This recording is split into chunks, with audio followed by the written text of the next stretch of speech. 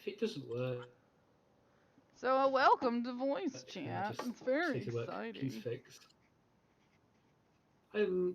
So on this chapter, are we waiting for anyone else? I like to give a couple minutes, but it's already 5 after, so we could soft start talking as long we just don't want to move like crazy fast. Oh God, we're done with the book already. But I was just telling Silent here that I Interesting way of actually conveying it. Yeah. so we have previously tried to do a beginner's book. And so I Hmm. was a little hesitant when Romel recommended this one, only because I was like, we've done a beginner's book pretty recently, Hmm. but I already like it better. Um, I feel like it's doing a really good job of laying out these are where these things came from. This is why they talk about it. This is why this is important and why other things exist. And for me, I find that very important, or at least very mentally useful, as I often I'm like, well, why the hell did they talk about it like that? Or, You are still cutting in and out from me. that's not Is good. this, Not for me though. probably it must be my end then. Okay, we can Yeah, Oh, you're cutting in and out too. blame me now, but yes. Yes. you Um, turned into a robot for a second, so it's probably on your end. yeah. Yeah. Okay, thank you. So I liked the little history of the oral tradition here. And you don't have to look at the stuff I've pulled up. You can follow along on your own device if that might help your internet. Let's try that. Because I know sometimes that's just a little extra draw on the bandwidth, and it can make things a little harder at times. It's still doing it. I am Hmm. going to. I'm going to go and restart the router. BRB. Okay. I like how he says router. Yeah. Yeah. He's from that other place. He's foreign, and that's funny. Ha ha Jeez. Rude. ha. Uh. And so I didn't actually know about the first council. That wasn't a thing I knew about at all. Council of Nicaea? No, that's a different religion. No, no, no. The first council was like right after Buddha died, the original Buddha. The When OG Buddha? the OG Buddha dies, right? Siddhartha Oh, that Buddha? dies. Yeah. Okay, he's dead. He's dead. I don't know. And then this Some council story. of like his cousins and stuff form a this is true this is what he said and didn't say. We're hoping you're communicating what he said properly since we do this all orally and stuff. Right. And then apparently, and I don't know how long a council lasts, but the book goes on to say like that the third one was when they were like, "What if we wrote it down?" Uh-huh, uh-huh. Hey, they got there. What if? Hear me out, guys. We wrote this down. Look, they're gonna forget all of this unless Unless we write unless it down. you use words on some sort of I don't know paper, parchment, something. They use dried palm leaves, it says. Hey, nice. And so I thought that was interesting. It took them that long. Like I knew it had been orally transmitted for a time, but I guess I was surprised it had taken that long. But then I shouldn't be surprised because even in like the Christian tradition, what it took them a significant amount of time to be like, wait a minute, you know all that stuff he said? What if we wrote it down? Yeah. Like, Guess I'm gonna have to go. I'm sorry. okay, bye. I love you. I hope you have a good thing here. It sounds interesting, and I look forward to listening to it afterwards. Uh huh. That's what they all say. Yeah, I know. We Right. love you, Des. Right. Bye. Okay, bye bye. uh. All right, those of you listening to the audio currently, I'm alone. It's very exciting. I'm using this to. Oh no, I'm not alone anymore. Techie's back. I was about to go on a Whatever the. ramble on what I was doing, IRL, waiting for That's you. okay. That's okay. So whatever the state of my internet is, I apologize. I will just have to roll with what it is now. Okay. Well, no worries on my part. I'm Flex. It's working better already, so this is good. Cool, cool. I just informed Silent, because Silent doesn't really read the text, that Mhm. the chapter 2 was going on about how long it took them to go from complete, like 100% oral tradition into thinking, what if we wrote this down? Yes. And I thought that was interesting, and I shouldn't be surprised because even in the Christian religion, there was a significant amount of time between Jesus' death and them going, hey, we think that stuff he said was important. What if we wrote it down? And also, you have to find people capable of doing such things. I know, and but it was having just the material. interesting to me. Like, the Mhm. time frame, man. And so, I hadn't known about the first council before reading this, actually. That's just not something I had studied or been aware of. It's something I learned of recently, but from a different book. So it fits in with some other sources. So that bumps up reliability. We've got two sources starting to say the same thing. Nice. It's got a little more reliability. Good, good. But yeah, this chapter as a whole It was very informative for me. I felt like I learned a lot. And then I felt very, selfishly, I felt very, reinforced in how I run the book club. If that makes sense. go on. Well, because it gets into, and I'll skip ahead just a little visually for those who are watching the video. When it talks about the four reliances of Dharma and the four reliances, one of the things it says is rely on the significance of teaching, not just the literal words, see past the words to see actual meaning behind them, is one of the foundational ideas I have in trying to run this book club. But also that once you understand the meaning, you can see what is right in different descriptions, blah, blah, blah. But also, this section of the book also kind of indicates that, Siddhartha would agree that there's no one resource to get truth, to get Dharma from, right? That it's, no one's perfect, but the principles can be, and you can find them in all sorts of places. Anyway, that was kind of fun for me. I heard you say the principles can be, and then it cut off again. Go on. What was the last part? Because I couldn't fill that in. Yeah.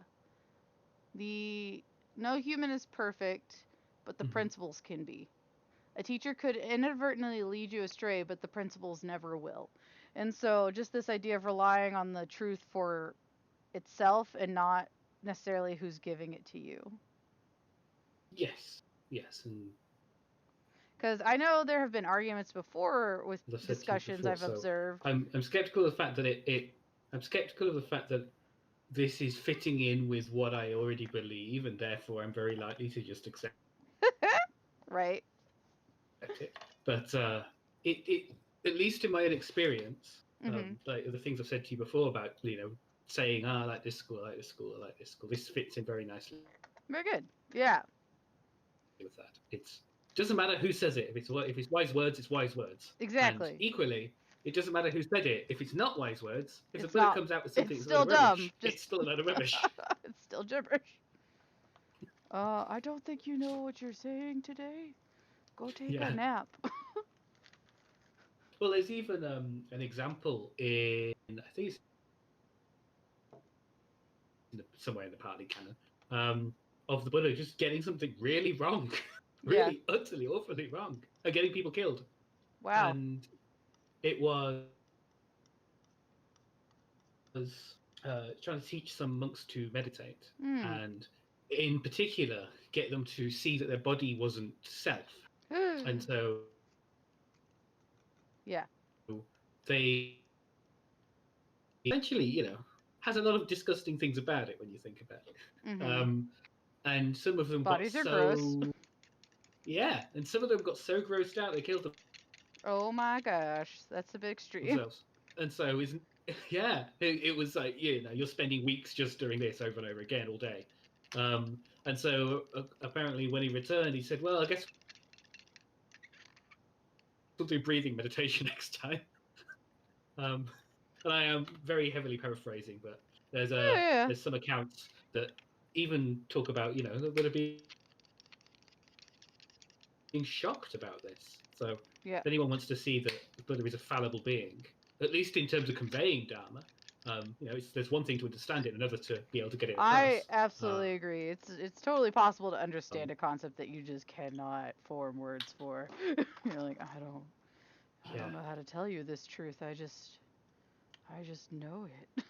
Which is an annoying conversational thing to say, I think. Yeah, tell me what the color red is to you, what that experience is like. That's probably how colors got so many emotions tied into them. That's an interesting thought. That's how we can describe them to each other. Anyway. Yeah, and so then these true meanings, the meaning being clear, and the wisdom or extraordinary knowledge. I thought it was all really fun, good information, I guess, in this chapter for the most part.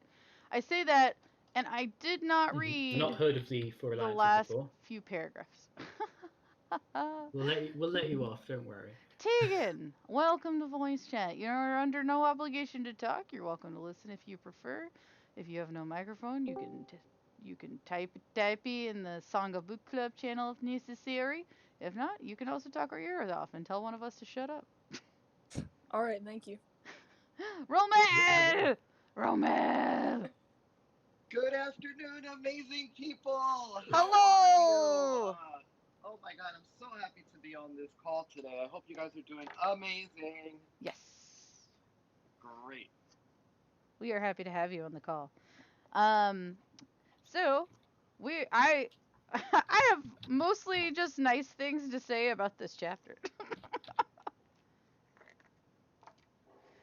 I have mostly nice things to say. Do you guys have any commentary you want to share about your experiences going over this chapter?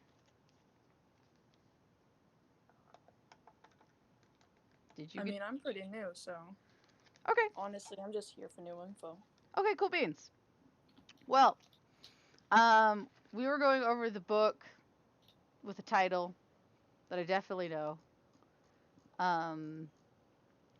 called Buddhism for Beginners, Learn the Way of the Buddha, and Take Your First Steps on the Noble Path. Chapter 1 was okay, but Chapter 2 I found way more interesting, personally. I think Chapter 1 is pretty valid chapter. I'm not saying, like, it's not worth reading, just that in terms of what felt like new and interesting content from my perspective, Chapter 2 brought me a lot of information I didn't know. Probably because I'm a terrible person to have in a Sangha who hasn't really studied the history of anything.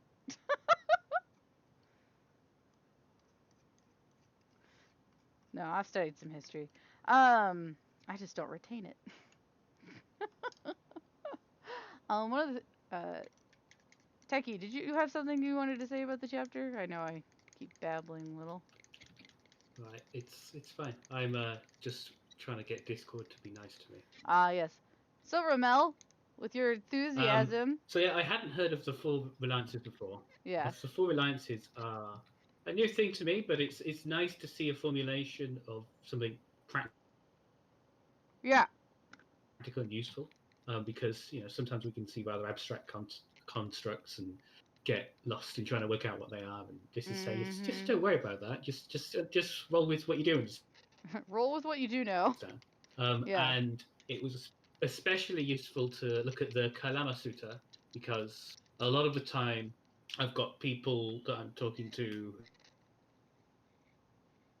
who are saying, hey, how do I don't understand, say, karma, for example. Please explain karma to me. And they're like, well, I'm just a random guy, for one. And two, you don't have to. You don't have to believe that. You can't. You just can't. You can't. It's like it reminds me of. I think it's Russell's Wager. It might be the wrong term, but and it was talking about whether someone should believe in God or not. And what they said was, well, if you believe in God and God's not real, then you've lost nothing. Maybe you've built a nice community. But if you don't believe in God and God is real, then you might be going to hell. So believe in God. And one of the criticisms of this is you can't force yourself to actually believe. It's true. And so when I look at like doctrinal teachings, it's like people are almost clinging to teachings, believe what other people want to believe, and not realizing that. And okay, it's good to have a little bit of faith in teachers who have demonstrated some knowledge on a subject. On the other hand, really getting caught up in wanting to. On the other hand, if you are so utterly desperate and clinging and craving the agreement with them, then that ironically is something that you're being taught to get rid of. This is an attachment. So, and when I read this as well, in the Kalama Sutta, and I went and read the Kalama Sutta as well, at least part of it. It's interesting because the way that this sutra is written, you can tell it's meant for that specific audience, because the Buddha literally says, "Cling to the Dharma." Yeah. And it's when you look at the Buddha speaking to monastics, you get a very different impression of don't cling to the Dharma. Right. So it's an example of skillful means, I guess. Yes. Interesting. Did you have a chance to look at the sutra? I have not. I did not look them up this time. Welcome to Voice Chat, everybody. Techie and I can go on full-blown lectures if you don't stop us. So remember to just butt in and be like, my turn to talk now. Okay, thanks. Neither of us will take offense. There's no offense here if you want to talk. Okay. Excellent. Welcome back. You were gone for a couple weeks, but I enjoyed when you were here last time. Yeah, it was nice. So Romel, I'm excited to have you here. I know you had a lot of technical issues. Do you have any super cool insights you'd like to share about the chapter? Yes, I do actually. So I think, I love this chapter because it kind of it's like a foreshadowing of not only practicing Buddhism and reading words and being skillful in your means of acquiring this kind of philosophy. But I love there's a part where it says, and it has to do a lot with the Kalama Sutta, is that the Buddha says, it's about how what you really experience with it. And I think that's the reality with Buddhism all across the board, including, different schools of thought in Buddhism is, there's not really a big comparison in notes. What it is really comparisons in experience. Like how do these words and how do these movements that not only the Buddha made, but also the people that heard them, and was able to transmit this message onto paper. What kind of experience that they have with the Buddha, what kind of experience that they have with the teachings. So I think that all across the board, that's the most important prime piece to connecting or fusing your life with Buddhism is really what kind of experience am I having with it, right? And how is it really moving through me? And I mean, personally, it's funny, in the beginning of this chapter, it talks about how some Buddhists recite a sutra daily or during a ritual. I recite a sutra daily. I'm a Nichiren Buddhist, so we recite 2 portions of the Lotus Sutra morning and evening, or whenever that kind of momentum or wanting to merge your life with the practice happens. And I've seen a lot of benefits in that, and I've also seen a lot of insights as I've gotten a little bit more progressive in my practice with time, right? So I thought that was a really interesting portion of this chapter. The other part that I thought that was amazing was, hold on, I gotta sure because I'm doing everything from my phone today. Ah, I Um, understand. word, okay. Was the last kind of sentence where, well, the last three paragraphs where it says, some say that understanding the Dharma through the knowledge gained from the Sutta Pitaka alone is like trying to understand human health by studying the remedies for various illnesses. While understanding the remedies is important, having a conceptual big picture understanding of health and what kind of imbalances cause illnesses is much more powerful way of understanding. So I felt I kind of like gravitated not from a place of health, but just from a place of that's how Buddhism is. It's just something that you kind of have to see the big picture, and that's where that wisdom comes from, and you kind of like enrich yourself with some wisdom. And at the same time, there's moments that there becomes challenge in understanding, challenge in meanings of things. You know, because I think we are the kind of human being that's always really trying to seek knowledge at whatever kind of degree, you know, and sometimes it's good. I always believe it's a good thing to seek knowledge, but the greatest thing is trying to really share that knowledge with others, right? Gain the knowledge to share with others. I think that was the underlying message of the Buddha and also this chapter, like what his words really meant. Yeah. Nice. Nice. What are you mixing there? Oh, can you guys hear that? I'm sorry. Yeah. I You're really mixing up good. I'm sorry. I make and sell watercolors, and I needed to make like 7 batches of colors, and so I'm just sitting here. It's tedious, mindless work Oh. for the most part, so I can do it and think. Oh my gosh. Can't you get something to mix it for you? Like a robot, a machine. I meant. I'd have to be making it in such large batches to make that Oh. worth it. I make it in small batches, and so it's pretty Oh, worth I it see. to do it by hand. It's not that annoying. I just noticed Well, it every I'm now done and then. now, so that's You don't have to stop if you had to get it done. it's fine. I'm It's sorry. fine. No, it's fine. I That's okay. I'm actually ironing my clothes as I'm talking to you guys. I'm like, let me do some ironing and get on this call. well, I have a sale I need to fulfill. If I don't have the paints made, I can't send off the product. Oh, Yeah, I better get that done. It's done now. The pans are setting, so I just poured them. They're done. Ye- Yes. Okay. Yeah, I think Romel said some great stuff. Um, and then I highlighted a couple of my favorite quotes in the chapter, which is one of the things I think becomes the most controversial in groups, in sanghas, and in discussion, is to rely on the significance of a teaching, not just the literal words. See past the words to the actual meaning behind them. And mostly I say that it can be controversial because oftentimes I hear sometimes and I read debates come up about who said what. Or, that teacher said this, but he beats his wife, or something. Something extreme like that, it feels like. Or, they said some good stuff, but this happened. And I guess I like how I feel this chapter pushes the point of true meanings and Dharma being worthwhile and meaningful despite those outward like extra details, if that makes sense.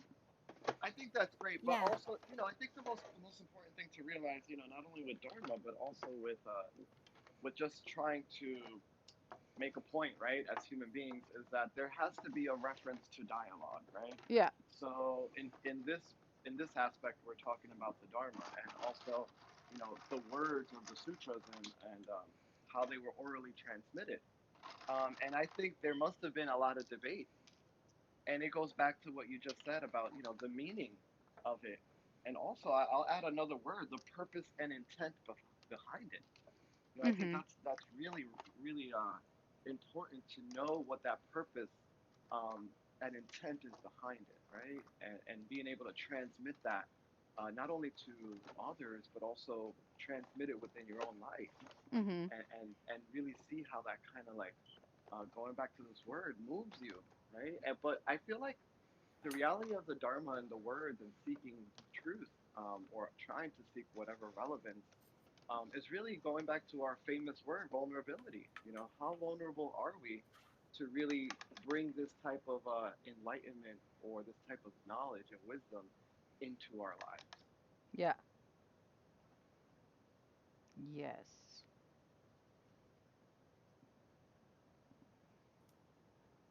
Yes. Anybody want to respond to that? I've always kind of believed in separating art from the person, um, because I guess nobody is squeaky clean and Yeah. perfect, and people make mistakes, and sometimes people, really do have a lot to offer, but maybe they do really bad things, but that doesn't mean that everything they say might be just completely. Mhm. I mean, like, I don't know. The French used to be a lot more that way too, separating the art from the person. Yeah. That's the term that they'd use for it. Hmm. Um, Interesting. Cool. Um then one of the things I also liked um was that you can understand meaning beyond different descriptions, which was interesting. Hello, welcome to dating human beings, honey. That getting married and like adhering too much to a very specific wording, Right. as long as the meaning is there, like if you can truly understand a concept, the very precise wording is unimportant, and I thought that that was a really good it was a good thing to bring up, I It think. is a good thing to bring up, and it kind of helps people kind of get out of the matrix of their mind, Yeah. right? Because I think, like, sometimes when we get a little bit too radical in the knowledge and in the seeking of knowledge, we kind of forget its meaning and its purpose. Mhm. And that's happened to me a lot in my quest for truth. My quest. Um, and it's really interesting because I kind of always said to myself, there's validity in everything and everyone, right? There's Mhm. truth in everything and everyone, and of course there's no comparing and contrasting, because then we kind of begin to kind of create like a shadow around the thing that we really are trying to move toward, right? And Right. I've seen that happen to me a lot, where I've kind of stuck to words, people, places, and things, and it kind of didn't really ever, like, it helped me gain some wisdom and some knowledge, but it also kind Mhm. of enhanced my ego a bit, right? Mm. Whereas I was like, oh, I know this, I am very well aware of this, and what ends up happening is like, although I know the knowledge, going back, it's like, did I really live it? Did I Mhm. truthfully live it? And did it have some type of impact in my human nature and my human relations with other people? And I think that's something that I observe personally, within my own practice and being a practitioner for a couple of years now, and also just being old. You just start gaining knowledge, and sometimes sometimes that knowledge can either make you or break you, but you have to be open enough to receive that kind of truth, however, at face value, however it looks like. I'm sorry if I'm very passionate about it. My apologies. No, I think it's good.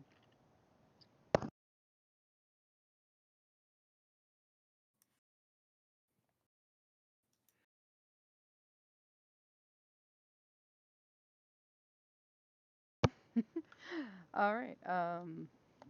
So, as I admitted to Techie earlier, I did not fully. I kind of quickly skimmed the very last section of the chapter. I didn't fully read it. It says the Kalama Sutta or Kalama Discourse. It describes an event in which Buddha passes through the village of Kesaputta. He's greeted by the villagers. Blah blah blah. Each one criticizes the teachings. They ask Buddha questions. I didn't know this about the Kalama Sutta as far as exactly what it said because I hadn't read it before. And so the chapter kind of gives us a little bullet point summary. So that's kind of cool. And then I always am a fan of balance in everything, or moderation in all things. And so in pursuit of enlightenment and release from suffering, there must be a balance in seeking the truth. So I think that was on point. Any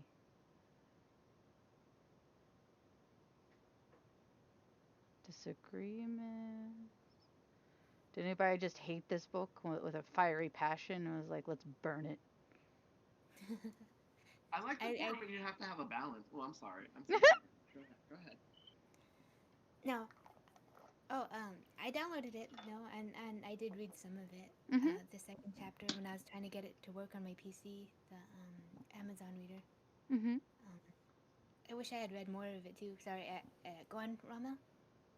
Oh no, please continue. It's great. Even a couple of words is fine. I sometimes I skim through certain books and chapters. But I think that going back to what Dad said is the balance. I think there does have to be. It's almost like a work-life balance.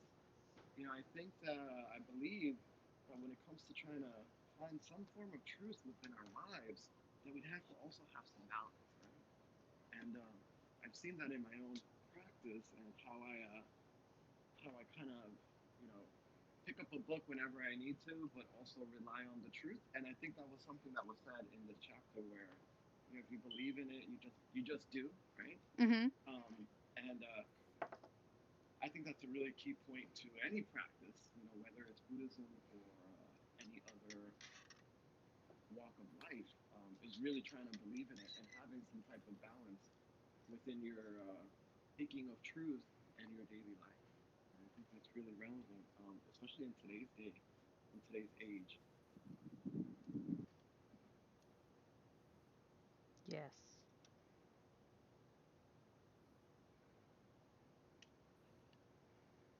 How come OMG isn't talking? What's going on? He's been having internet issues. I'm here. Sometimes I listen. It's like sometimes I can be quiet. Sometimes I know just how. sit and listen, and it's nice to hear people that aren't me talking, because I do a lot of that. Hey, Ravel, it's nice to see you. Nice to see you too. Thank you so much for being on this call. Well, I say see you. Yes, I can see all of you. No, I'm kidding. You don't know, but your camera. cameras are on. Ooh. Yeah. Oh, there's a camera feature? Have fun seeing. Yeah. Technically, we could do voice video calls, but a lot of people aren't comfortable with that, so I haven't pushed the idea. I gotta put this on my laptop. That way we can do a video call next couple of calls. Some people have had interest in that, and then the cool thing is, like all things in Discord, you can kind of. I don't want to show my camera. Well, you don't have to, and you can still be in the video. You can still be in the voice chat. It's amazing. It's like magic. I'm gonna throw a question out there. That way we can make it kind of fun. So in this chapter, the beginning of the chapter is the words of Buddha, right? Yeah. Yeah. Are there any words that kind of resonate with you guys within Buddhism that it's like a core word that you kind of love using or love reading about or love hearing?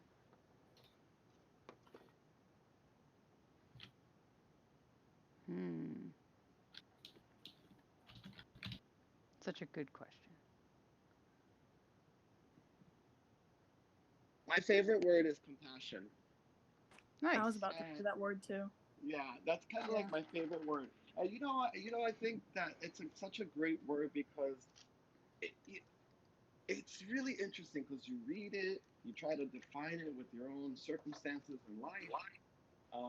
You try to challenge yourself with it. I remember one time in my life I was just challenging myself to be the most compassionate Romel ever. The most compassionate Romel. But I realized that I was kind of losing myself in the interim, right? Because it was really my ego that was really trying to be the most compassionate Romel. It wasn't really the inside workings of who I am. Yeah. And so I always use that word very, very gently these days because it's so true. Like I recently was on a call with a member in my organization, and they were telling me that they were having a lot of crying spells. And I was like, oh, okay, sometimes you have to have enough compassion to know that you can't kind of help where you could, because there's also medical professionals out there and therapists that Yeah.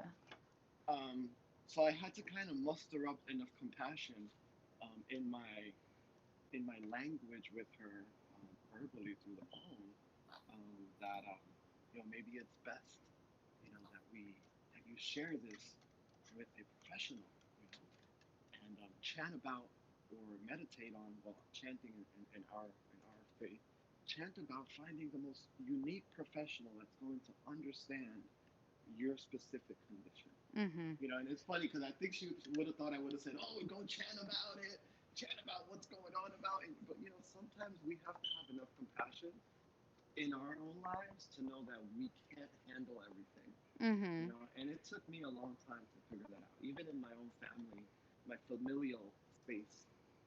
That sometimes you can't really handle everything, and some things you have to have enough compassion with your own life. To be like, okay, well, let me stand this one down, let me sit this one out.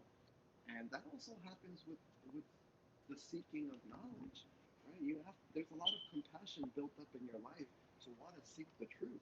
Mm-hmm. And however that looks like, and that's what I love about what the Buddha said in this chapter. Wait, let me see if I can find it, because I'm all the way in chapter 4. Okay. I'm a fast reader. Nice. Part right here. I like how they broke down the Pali Canon also. I'm not really too familiar with the Pali Canon. Yeah, I'm not either. I learned a lot in this chapter. Yes, here it goes. It says, "This condition is indeed reached by me, which is deep, difficult to see, difficult to understand, tranquil, excellent, beyond the reach of mere logic, subtle, and to be realized only by the wise." And I feel like that's what keeps us moving, is really trying to develop this wisdom, within good, bad, and in different situations. Mm-hmm. So I thought that was really amazing, within this chapter to read that. I don't think I've ever read that specific quote. So that kind of moved something inside of me. It kind of broke some ego walls down, Aw. Yeah. which is really important. Like, it's funny. Some people could tell you just one thing, and you're like, man, okay, that kind of hit home. I might have to go home and marinate that, like I marinate my chicken, and let that just sit in my life and see where it goes. Huh. Nice.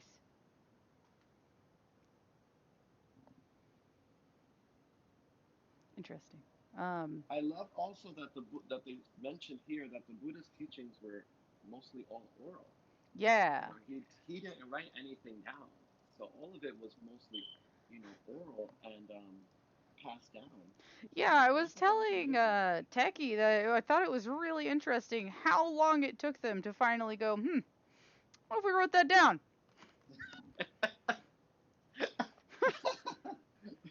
I'm pretty sure, in that time, in that era, I'm pretty sure, paper was maybe not that easily acquired, because it Yeah, talks they about said how they wrote it down. they used dry palm leaves. Right. How interesting. Can you imagine being a scribe or a monk in those days and trying to write stuff down on a palm leaf? And you're like, that's where you really kind of develop compassion. It's in these difficulties and challenges that you kind of develop some sense of not only compassion but meaning. Like, why am I going to write all this down? Oh, let me write it down because it could help somebody. And I think that they kind of also were very stern. And if you notice in some sutras, like I noticed in the Heart Sutra, that it's kind of melodic. It has like a melody to it, and it's really sentimental. Although it can kind of like really sound very what can I say? It's like almost like a classical melody, the Heart Sutra when spoken, and it has some sentiment to it. So whichever monk translated it, also probably felt the words or felt the Buddha in his brain or in his ears while writing it down. So I thought that was really interesting.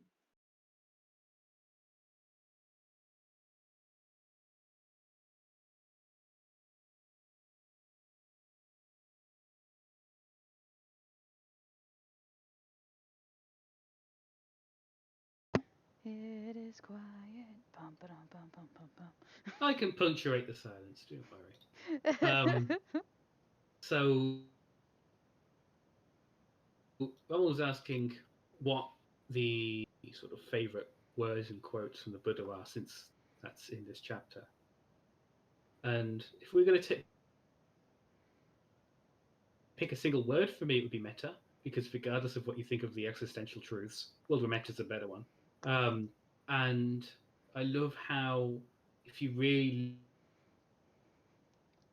look into metta, you can understand that when people say things that upset you, or at least that's how we say it in conventional language, that's not what's actually happening. And so there's a lot of deep understanding to metta where you realize this person isn't hurting you, and they're a person just like you, just trying to express how they feel at a time and make themselves happy, and they don't actually want you to be sad. Sometimes they'll do something deliberately to hurt you, but it's so they can feel better. And so we can all at least understand that, wanting to feel okay. So metta, like the depth of it, I love. And in terms of sutras, the teachings on not self, or anatta, because they, every time I look at them, go, I get this now. I get this. I go and do some meditation practice a bit and go, okay, now I get this. Now I get this. And then I come back and it keeps having, there's layers, and it's bizarre how something which is just like, there's no self, or at least, sorry, these things are not self, I should say, to be accurate. Then it's an amazing amount of depth you can get out of it. And what even the Four Noble Truths, I keep going over them. And even like 2 days ago, maybe a day ago, I got more depth on that, even though it was the very first teaching I ever learned. Wow, that's amazing. So, and building on something else that Ronald touched upon, which was not being so familiar with the Pali Canon, getting involved with not just this Sangha, but other Sanghas, has really shook the foundations of my understanding, because I'm also part of a Nichiren Daishonin Sangha. And speaking to these people who have no idea what the Four Noble Truths are, is me going, what?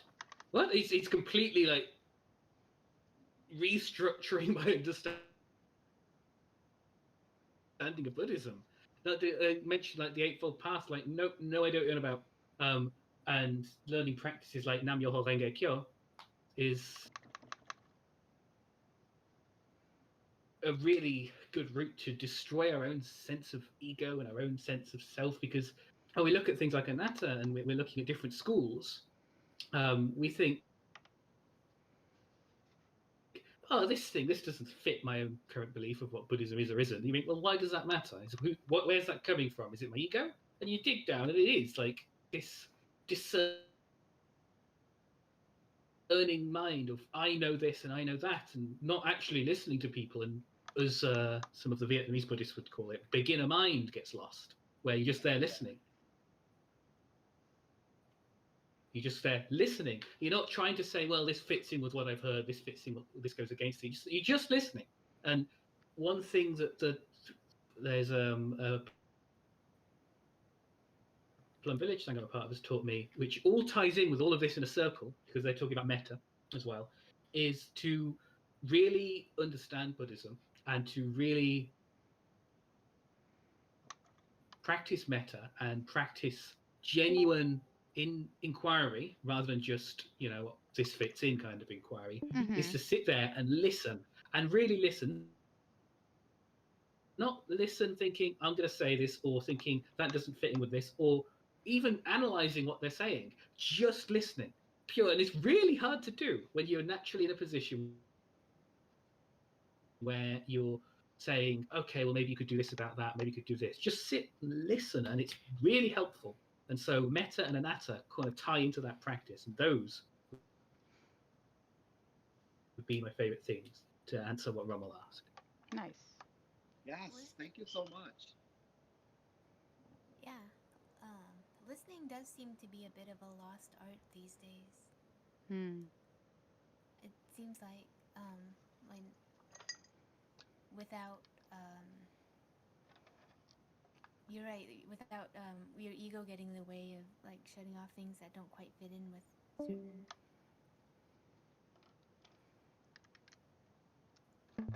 with your own experiences, I meant.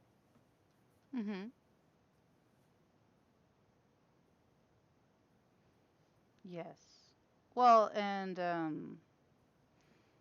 when things don't fit into your own experiences, but also in our culture, at least in the US, how often are we listening until we can just wait to say what we have to say? Hello. Like, are you listening and digesting, or are you just waiting for your turn to talk?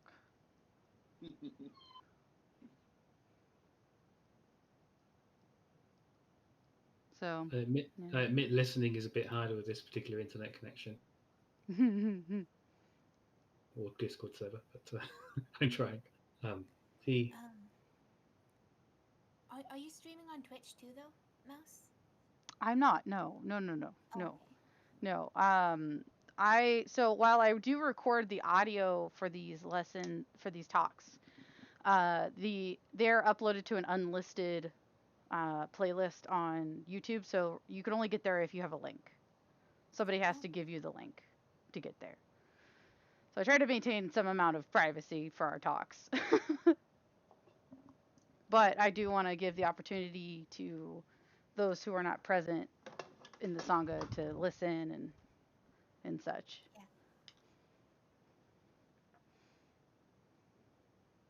Can I add one sort of seed of an idea in here as well about, because this chapter's titled Word of the Buddha, I believe, isn't it? Something like that. This chapter is titled The Words of the Buddha. That was close enough. So, to give context of where I'm coming from here, a lot of my practice in terms of what I would call reasonably successful practice that has been fruitful, not necessarily the end of it, but has had things that make a practical difference in my life, has been an understanding of interbeing and how everything, I'm going to speak in a Zenism here, everything is basically everything. The fundamental stuff that makes up everything is the same stuff. And if we look at the causes that come into our words now, the Buddha's words are one of them. So what we are saying now is in part the words of the Buddha. So, and in terms of how is that useful and applicable, because it can be a nice little thought, sit and listen to everybody as if they are the Buddha. Because just about everyone I've met, even people where I've had more of a teaching dynamic with them, have had something very useful, profound, and practical to teach me. Even people who are trying to be unkind to me. And so I guess another takeaway of the words of the Buddha would be: one, do question it. Don't take it as doctrine in the very rigid sense, because like you say, it's been written on palm leaves, God knows how long after, and people have added things and tweaked it and so on. But so there's that. Like, if it was the Buddha, criticize it. And then when you think about it, everyone is sort of slightly composed of the words of the Buddha, because we're in a Buddhist Sangha right now. We are all heavily influenced, or at least partially influenced, by the words of the Buddha. And so this can be useful as well in terms of looking at our egos, because a lot of the time we sit there and say, you know, I've achieved this, I've achieved that, I wouldn't achieve this. Well, hang on a minute. You know, you were placed in a world where the Dharma was there. How much of this is your achievement? If I'd have put you in a world where the Dharma hadn't been spoken, would you have ever found it? And so into being and thinking about how we are in part of the Buddha, reliance on the Buddha, and the causes and conditions for the Buddha is another practically applicable thing, I guess. You got some fancy words there, Slick. I hope most of them got through this internet and things.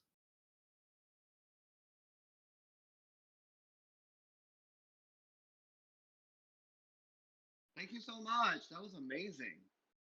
I really enjoyed that, Techie. And I'll piggyback on that as well as how it kind of merges with your life as well, right?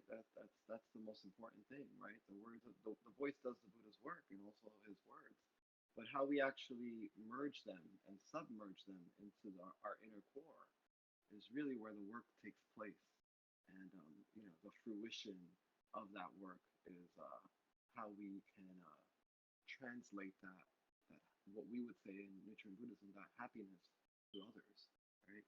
Not being selfish and just gaining all this wisdom and not being able to give that to someone else in whatever way it can really help them or encourage them in their journey or on their path. That's really, really the key point, I think, in this, not only this chapter, but also in this dialogue.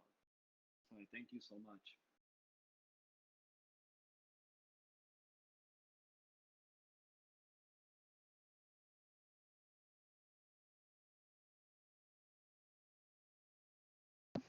Yes, excellent.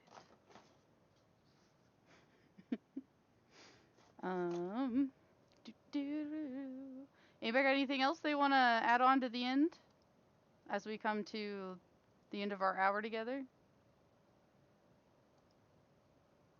Whoever's watching or listening, no matter what you have or haven't done, you are a human being, you deserve respect, and I love you. Aww. Right back at you all. Yaw. So sweet. Thank you so much for everyone on this call. I appreciate and I'm so grateful for each and every one of you listening and sharing your thoughts and ideas and love, of course, with each and every one of us. And I can't wait to see you guys again on this same channel, doing the same thing, having an amazing dialogue together. And have a great and safe afternoon and evening. And Des, thank you so much for all this compassion and efforts you put into this book club. Thank you so much. Have a great night. Bye, guys. Thank you. Have a good evening. See ya. Bye-bye. Gotta love Rommel's enthusiasm. Always.